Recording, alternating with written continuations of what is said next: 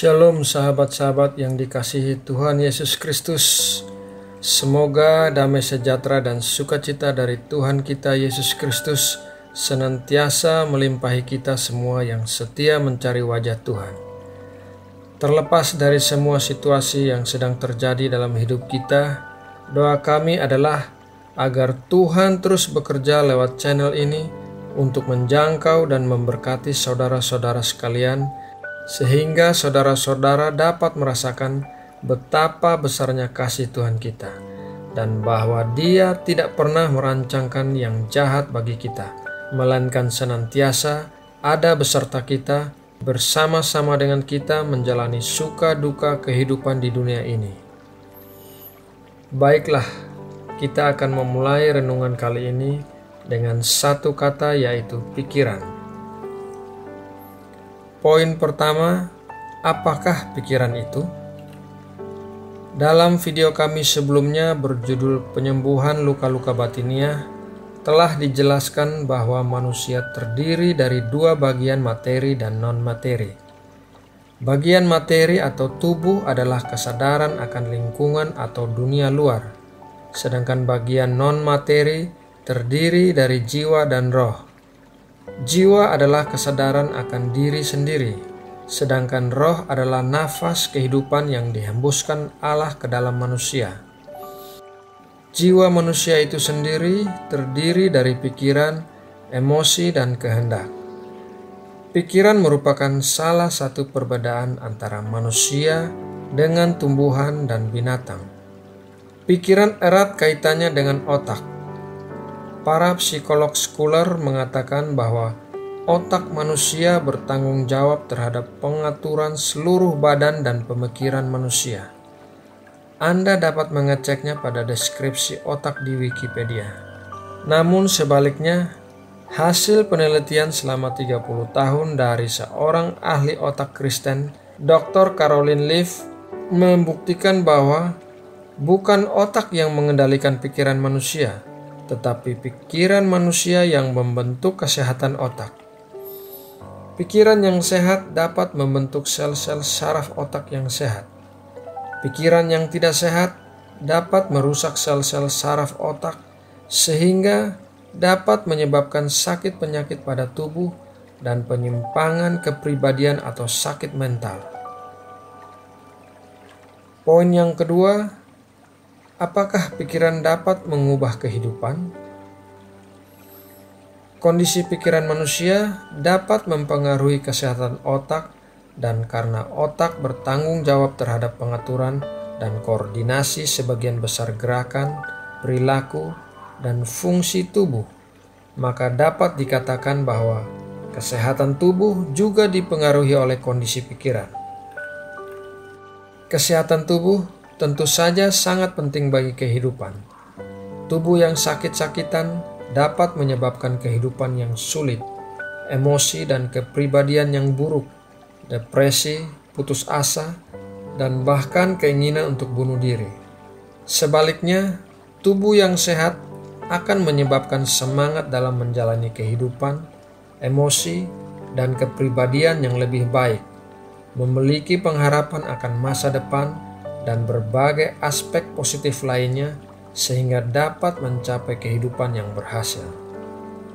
Dengan kata lain, pikiran mempengaruhi otak yang mengendalikan tubuh, sehingga menghasilkan kehidupan yang berhasil atau gagal. Dalam Ulangan 30 ayat 19, Tuhan berkata bahwa kepada kita diperhadapkan kehidupan dan kematian, berkat dan kutuk. Tuhan ingin kita memilih kehidupan dan berkat. Secara persisnya, ayat tersebut berbunyi, "Aku memanggil langit dan bumi menjadi saksi terhadap kamu pada hari ini. Kepadamu ku perhadapkan kehidupan dan kematian, berkat dan kutuk. Pilihlah kehidupan supaya engkau hidup, baik engkau maupun keturunanmu." Poin yang ketiga, pikiran seperti apakah yang dapat mengubah kehidupan? Otak manusia memiliki sifat neuroplastis, yaitu sesuatu yang mudah dibentuk dan mampu beradaptasi serta berubah dari waktu ke waktu. Seperti halnya dengan tubuh manusia yang diberikan kemampuan luar biasa untuk meregenerasi sel-sel tubuh yang rusak dengan sel-sel tubuh baru yang sehat. Maka sel-sel saraf di otak juga meregenerasi setiap hari. Ini artinya otak kita bisa berubah. Bahkan otak yang rusak sekalipun bisa memperbaiki dirinya sendiri asalkan mendapatkan perawatan dan pola pikir yang tepat.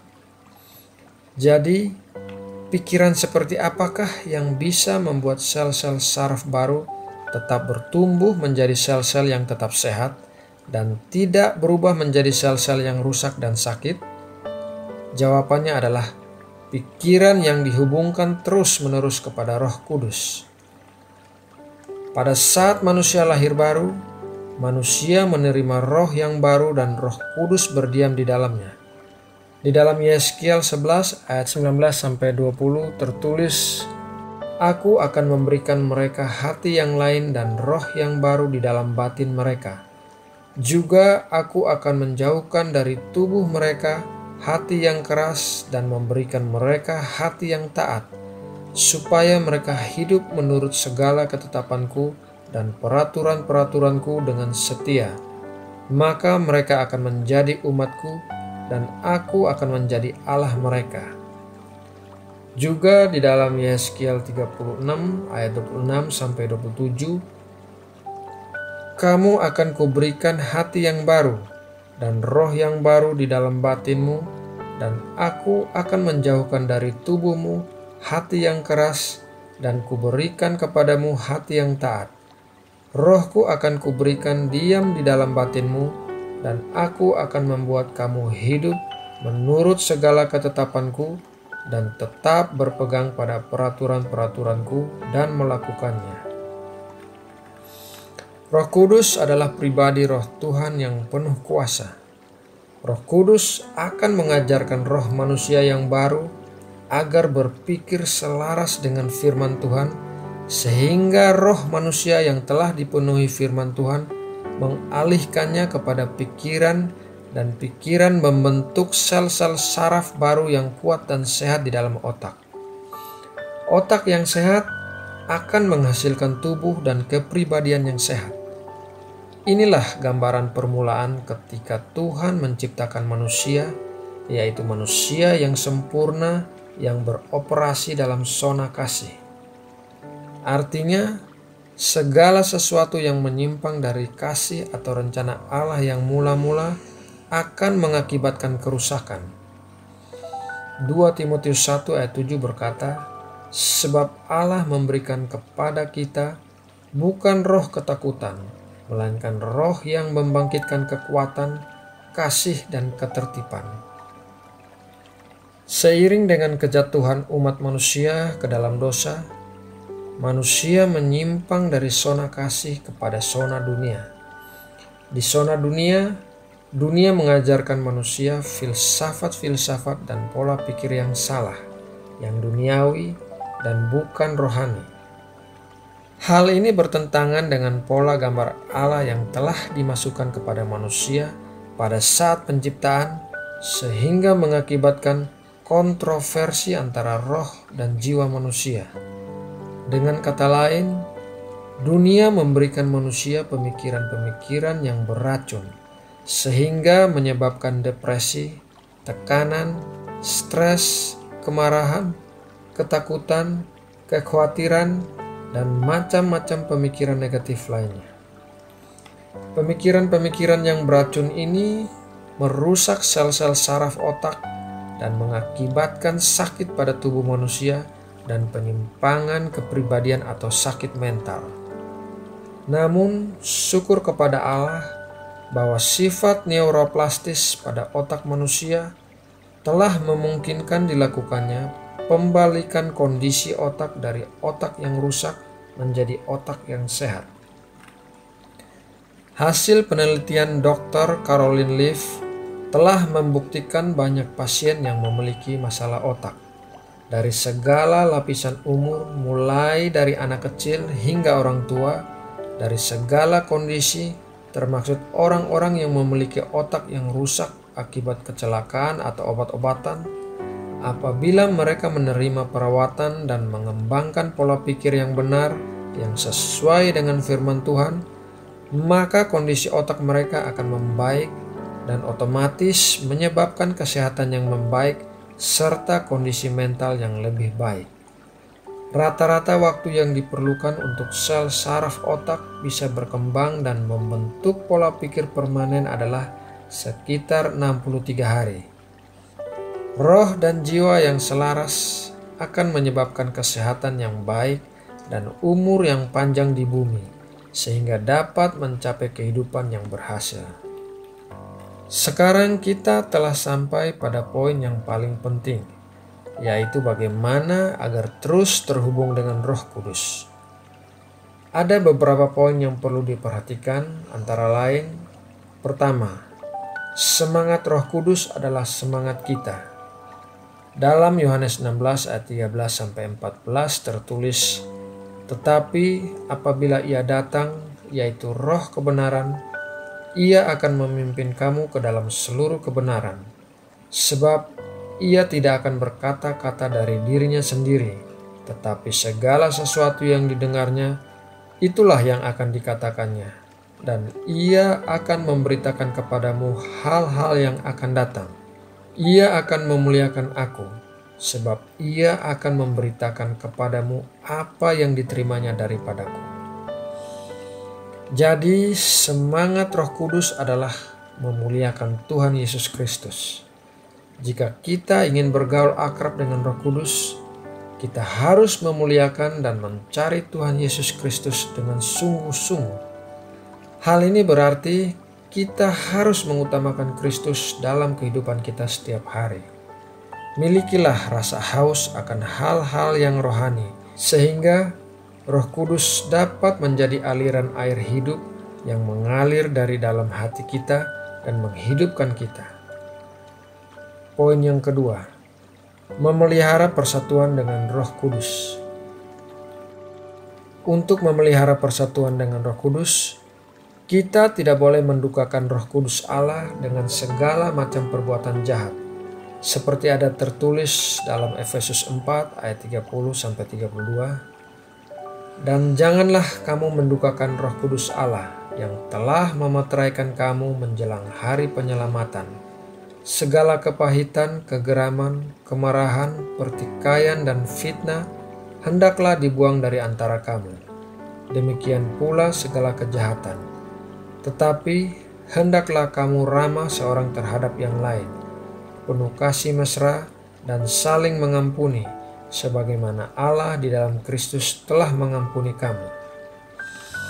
Kita juga tidak boleh menolak dorongan Roh Kudus untuk menangani hal-hal yang belum dibereskan dalam jiwa kita. Jiwa yang penuh dengan kepahitan, tidak mau mengampuni, kemarahan, keserakahan, keangkuhan, hawa nafsu, penyembahan berhala, ketakutan, dan kekhawatiran akan menghalangi kuasa Roh Kudus untuk mengalir keluar dari roh kita untuk mengubahkan pikiran kita yang tidak sehat. Seperti halnya seorang ahli bedah, Roh Kudus akan menangani luka-luka pada jiwa kita dan akan menyembuhkannya. Lebih jelas mengenai hal-hal ini, saudara dapat menonton video kami yang berjudul "Penyembuhan Luka-Luka Batiniah". Lebih ekstrim lagi, di dalam Yesaya 63 ayat 10 ada tertulis bahwa orang yang mendukakan Roh Kudus akan menjadi musuh Tuhan. Persisnya beginilah bunyi ayat tersebut. "Tetapi mereka memberontak dan mendukakan Roh Kudusnya, maka Ia berubah menjadi musuh mereka, dan Ia sendiri berperang melawan mereka." Poin yang ketiga, agar terus terhubung dengan Roh Kudus adalah mempraktekkan disiplin roh dalam doa, firman, dan pencobaan. Kita harus terus-menerus mengarahkan hati kita kepada Roh Kudus lewat doa, lewat pembacaan firman, dan sikap yang benar ketika berada dalam pencobaan. Doa membuat kita memusatkan perhatian kepada Allah, kepada dunia rohani, dan mengalihkan kita dari perhatian kepada diri sendiri. Bila kita berdoa, kita bersekutu dengan Roh Kudus. Jangan jadikan doa sebagai suatu beban, melainkan jalanilah dengan gembira, karena ada kesenangan dalam doa saat kita mencurahkan isi hati kita kepada Allah dan merasakan hadirat dan perhatian kasih-Nya. Baca dan pelajari firman Tuhan seperti halnya kita membaca surat cinta, karena Alkitab merupakan buku tentang cinta kasih Allah kepada kita. Kembangkanlah hati yang haus dan lapar akan firman-Nya, karena firman-Nya berkuasa mengubah kita. Milikilah sikap yang benar ketika berada dalam pencobaan. Tanyakanlah kepada Roh Kudus apa yang akan Tuhan Yesus lakukan ketika berada dalam situasi kita. Dan ketika Roh Kudus mengajarkan sesuatu kepada kita selaras dengan firman Tuhan, maka lakukanlah tanpa menentang Roh Kudus. Poin yang terakhir, hanya oleh Roh Kudus. Rahasia yang paling penting untuk memiliki pikiran yang dapat mengubahkan kehidupan adalah kita harus bergantung sepenuhnya pada karya Roh Kudus di dalam kita, bukan kekuatan kita sendiri, bukan kehebatan kita sendiri, melainkan membiarkan Roh Kudus mengalir keluar dari dalam kita, memenuhi pikiran kita dengan pikiran Kristus, menyembuhkan semua luka-luka jiwa kita, memulihkan kesehatan tubuh kita, sehingga menghasilkan kehidupan yang diberkati. Mari kita baca Roma 8 ayat 13. Sebab jika kamu hidup menurut daging, kamu akan mati. Tetapi jika oleh Roh kamu mematikan perbuatan-perbuatan tubuhmu, kamu akan hidup. Semua orang yang dipimpin Roh Allah adalah anak Allah. Sahabat-sahabat bijaksana channel yang terkasih, demikianlah renungan kali ini. Semoga selama Anda menonton video ini, Roh Kudus berbicara kepada Anda secara pribadi, menyingkapkan hal-hal yang perlu Anda lakukan atau bereskan, agar roh dan jiwa Anda selaras dengan Roh Kudus, sehingga Anda diberkati dengan kesehatan dan umur panjang di bumi, serta keberhasilan dalam kehidupan Anda. Sebagai penutup, saya akan membacakan Efesus 4 ayat 17-24 yang berbunyi, sebab itu kukatakan dan kutegaskan ini kepadamu di dalam Tuhan. Jangan hidup lagi sama seperti orang-orang yang tidak mengenal Allah, dengan pikirannya yang sia-sia dan pengertiannya yang gelap, jauh dari hidup persekutuan dengan Allah, karena kebodohan yang ada di dalam mereka dan karena kedegilan hati mereka. Perasaan mereka telah tumpul, sehingga mereka menyerahkan diri kepada hawa nafsu dan mengerjakan dengan serakah segala macam kecemaran. Tetapi kamu bukan demikian. Kamu telah belajar mengenal Kristus, karena kamu telah mendengar tentang Dia dan menerima pengajaran di dalam Dia menurut kebenaran yang nyata dalam Yesus, yaitu bahwa kamu berhubung dengan kehidupan kamu yang dahulu harus menanggalkan manusia lama yang menemui kebinasaannya oleh nafsunya yang menyesatkan, supaya kamu dibaharui di dalam roh dan pikiranmu, dan mengenakan manusia baru yang telah diciptakan menurut kehendak Allah di dalam kebenaran dan kekudusan yang sesungguhnya. Terima kasih atas like, komen, dan subscribe Anda di Bijaksana Channel. Kiranya Tuhan Yesus Kristus memberkati kita semua berlimpah-limpah. Amin.